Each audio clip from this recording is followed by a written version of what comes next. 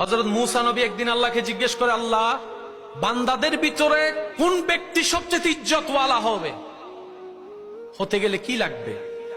আল্লাহ তাআলা বললেন, আমার বান্দাদের ভিতরে আমি আল্লাহ তাকে সবচেয়ে বেশি ইজ্জত দান করি যে ক্ষমতা থাকার পরও প্রতিশোধ না নিয়ে আমি রবের জন্য ক্ষমা করে দেয়। যার গালি দেওয়ার ক্ষমতা থাকার পরও হজম করে ফেলে, দেয় না। মারার ক্ষমতা থাকার পরও মারে না, যা বাদ দিলাম, তুই আমার কাছে অপরাধ করেছিস একটা, আমার কাছে তোর অপরাধ একটা, আমি একটার জন্য যে রাগ দেখাচ্ছি, আমার 1000 অপরাধ তো আমার আল্লাহর কাছে জমা আছে, জানা আছে। আমি যদি তোকে মাফ করতে না পারি, আমি সব রবের কাছে মাফ চাইবো কোন মুখে? যা, আমি তোকে মাফ করে দিলাম, ভাই হিসেবে না, আমার রবের বান্দা হিসেবে মাফ করে দিলাম।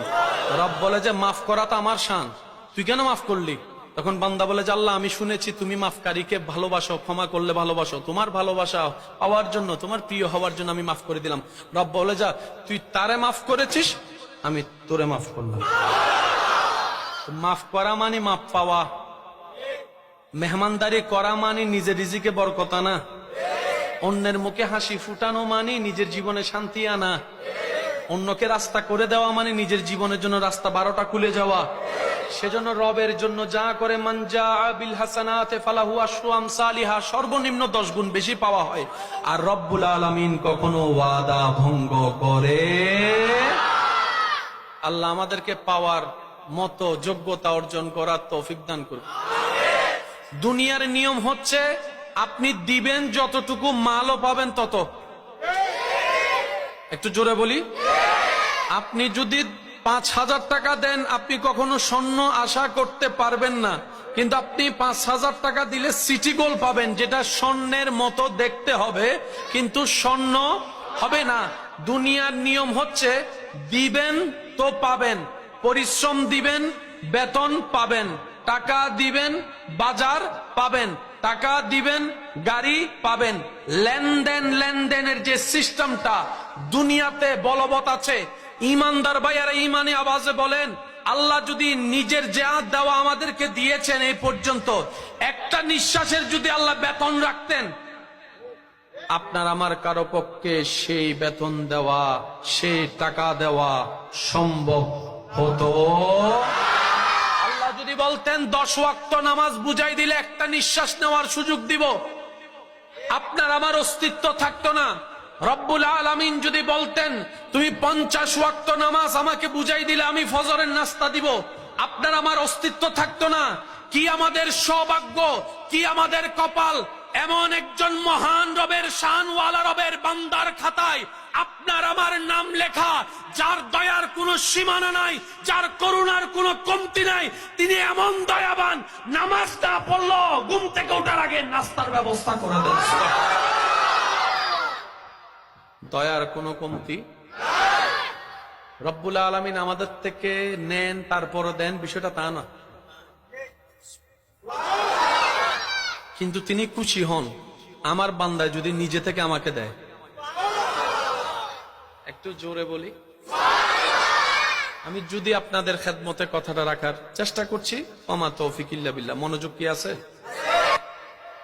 দুনিয়ার সিস্টেম হচ্ছেন দিবেন পাবেন, রব বিনা হিসাবে দিচ্ছে, দিয়েছেন, দিচ্ছেন, দিবেনও, দিয়েছেন, দিচ্ছেন, দিবেন।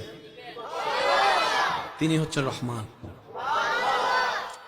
মা বাবাও দেওয়ার আগে স্বার্থ পাবে, আমি তোরে ছোটবেলায় খাওয়াচ্ছি, আমি যখন বুড়া হব তুই আমারে খাওয়াইস। শুনতে খারাপ লাগলো, এটাই বাস্তব। আবার অনেক সময় খোটা দেয়, আমি লাইল্লা ফাইল্লা বড় করছি, আমার এনা দিবি, আগে আমারা দে, আগে আমারা দে। আমি জন্ম না দিলে তুই কোত্থেকে পাইতি শরীর, যদি শরীর না পাইতি আজকে বড় বস কেমনে হতি, আমার কারণে আমি দিছি। কিন্তু রব একবারও বলে নাই, বান্দারে আমি তোকে হায়াত দিয়েছি, আমি তোকে নিঃশ্বাস নেওয়ার সুযোগ দিয়েছি, বান্দা তোর নিঃশ্বাস নেওয়াটাও আমার হুকুমের উপর নির্ভর, নিঃশ্বাস ফেলাটাও আমার হুকুমের উপর নির্ভর। আমি যদি কেউ নিঃশ্বাস নেওয়া অবস্থায় একবার বলি থেমে যা, সে আর ফেলার কোনো সুযোগ পাবে না। আমি আল্লাহ, তুই যোগ্যতা যতটুক নাই তোর, তার চাইতে আমি তোকে বেশি দান করেছি। বান্দা দুনিয়াতে একটা চোখ কিনতে যা, তোর জায়গা সম্পত্তি সব বিক্রি করে ফেলতে হবে, তারপরও বরাবর চোখ তুই পাবি না। কিন্তু আমি রবকে দেখ ফিরি ফিরি 2টা চোখ তোকে দান করে দিয়েছি। বান্দা, তোর লক্ষ কোটি টাকা থাকার পরও তুই অনেক সময় কিডনি পাবি না। কিডনি তোরে কেউ দিবে না, ঠেকায় পড়লে অনেককে পাবি, কিন্তু বরাবর কিডনি হবে না। আমি রব ফ্রি ফ্রি কিডনির ব্যবস্থা করেছি, ডায়ালিসিসের ব্যবস্থা করেছি, হার্টের ব্যবস্থা করেছি। সুবহানাল্লাহকে একটু বলা যাবে? বান্দা, তুই 10 কোটি টাকা দিয়ে ব্রেনটা কিনতো দেখি, কে দেয় তোকে ব্রেন? কেউ তোকে ব্রেন দিবে না, আমি রব তোকে দিয়েছি। বান্দা, তোর যোগ্যতা নাই, আমি দিচ্ছি। আল্লাহ, আমি তো এতদিন বুঝিনি, আজকে বুঝার চেষ্টা করেছি, তুমি আমার যোগ্যতার চাইতো বেশি আমাকে দান করেছো। আল্লাহ, আমারও তো কিছু তোমাকে দিতে ইচ্ছে করে। আল্লাহ, আমি কি করব? আমি কি দিব? আমি কি দিব? এতটুক তো জানি, তুমি চেয়ে নাও না, তুমি চাও বান্দা খুশি মনে দেখ। আল্লাহ কি বলেছেন যে ফজরের নামাজটা পড়লেই বাদ দিব? বলেন না। রব বলে যে নামাজ পড়লেও দিব, না পড়লেও দিব।